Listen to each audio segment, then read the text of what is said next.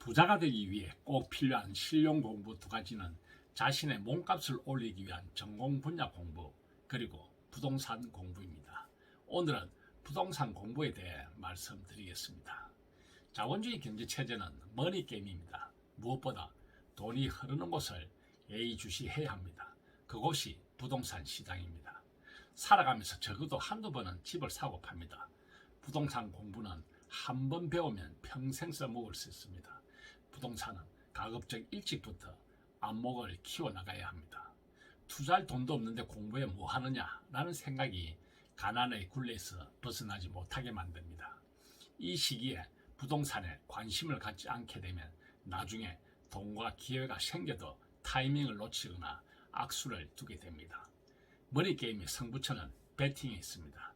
베팅할 돈이 없다면 기회를 바라만 봐야 합니다. 중요한 것은 베팅은 여유자금으로 해야 한다는 겁니다. 처음부터 여유자금을 가진 사람은 없습니다.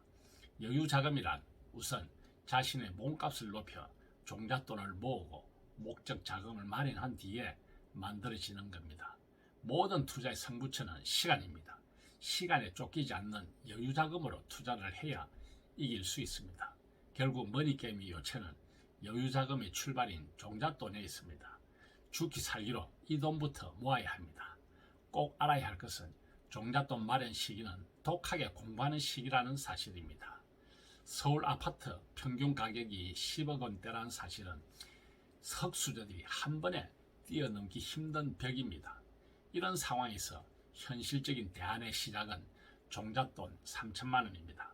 5천만 원, 1억 원 등 많으면 좋겠지만 경매든 청약이든 부동산 투자를 위해 필요한 최소 투자 금액이 3천만 원입니다.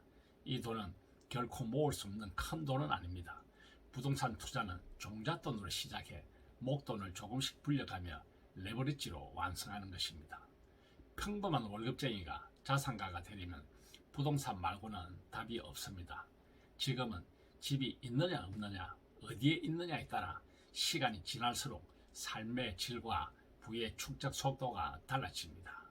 피터 런치는 전설로 떠나는 월가의 영웅이란 책에서 투자자가 주식을 매수하기 전에 답해야 할 것은 어떤 종목이 투자할 만한가가 아니라 내 집이 있는가라는 질문이라고 말합니다. 근로소득만으로 전 월세를 산다면 평생 다른 사람의 부를 키워주는 데만 힘쓰다가 가난한 노후를 만나게 됩니다. 한 살이라도 젊었을 때 내 집부터 장만해야 합니다. 집값이 싸질 때를 기다리지 말고 집을 싸게 살 수 있는 방법과 레버리지 기술을 터득하는 것이 핵심입니다. 주변에 부동산 사기를 당했다는 소식을 많이 듣습니다. 우선 지금 살고 있는 집의 등기부 등본, 도시계획 확인원과 각종 대장들을 직접 발급해 그 내용을 정확하게 이해할 수 있어야 합니다. 주인법, 상인법, 경매시 배당 순위 등에 대해서도 정확히 알고 있어야 합니다. 부자 중에 부동산 부자 아닌 사람은 없습니다. 자본주의는 인플레와 통화량 팽창의 역사입니다. 인플레 해지와 미래의 안정성, 수익성을 보장해주는 것이 부동산입니다. 부동산으로 자산가가 되고자 한다면 반드시 국토종합계획, 광역도시계획, 도시기본계획, 도시관리계획 등을 파악하고 있어야 합니다.